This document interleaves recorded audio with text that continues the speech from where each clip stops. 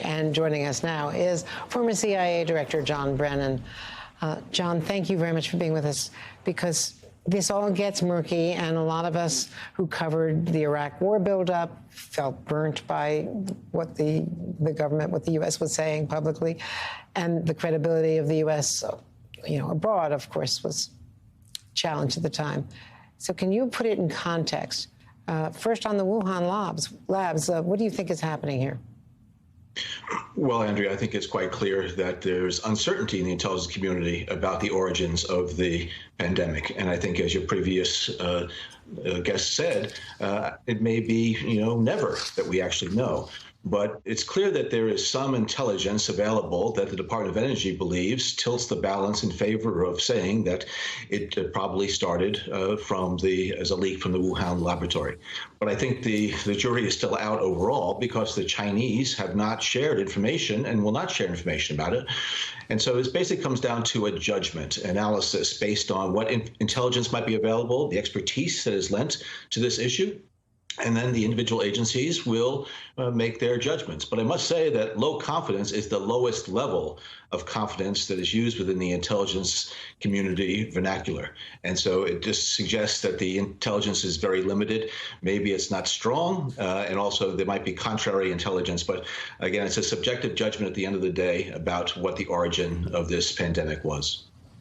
And perhaps more importantly, the dispute over whether or not the U.S. is correct in warning that China is considering arming Russia, which would be a game changer, people say, experts within our government say, at the cabinet level, because Russia has manpower and a huge advantage there in a war of attrition. They don't have weapons. They're running out of supplies.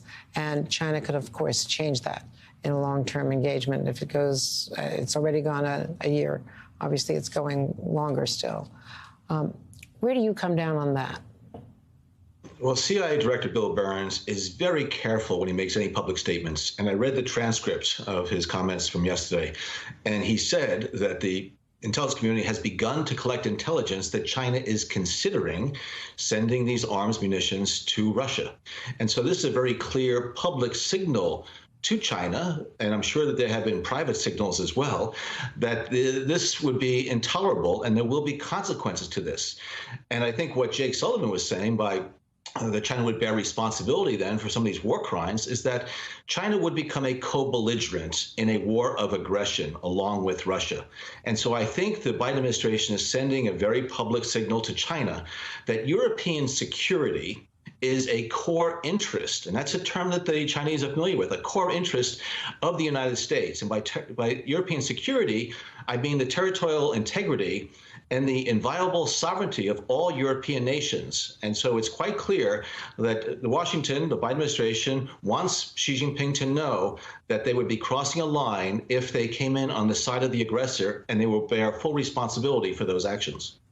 They've been very careful not to specify what they would do, but it's clear they would have to consider sanctions, and so would Europe, so would the NATO countries. And of course, China has huge economic impact as the biggest market for European goods, as well as a huge market for us and financing our debt. So the impact would cause a lot of pain in both Europe and here.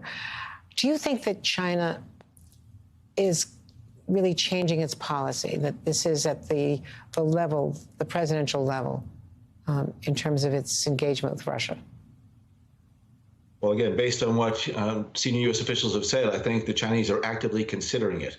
And I think it's clear that they have not yet made a decision. And what we want to do is to warn them off of that decision now. But I do think that China is trying to figure out how it's going to continue to thread this needle. They feel that there's a special relationship with Russia and with Putin that they're trying to support. But as you point out, there would be global ramifications if they decided to support Russia with lethal arms, not just in terms of sanctions that would come from the United States and Europe, but also, as Jake Sullivan said, it would alienate a large part of the countries around the globe, because now China would be, again, a co-belligerent working with Russia with this brutal and ruthless aggression against a sovereign country. And what signal does that send to others who are concerned that Russia and or China might do the same to them one day?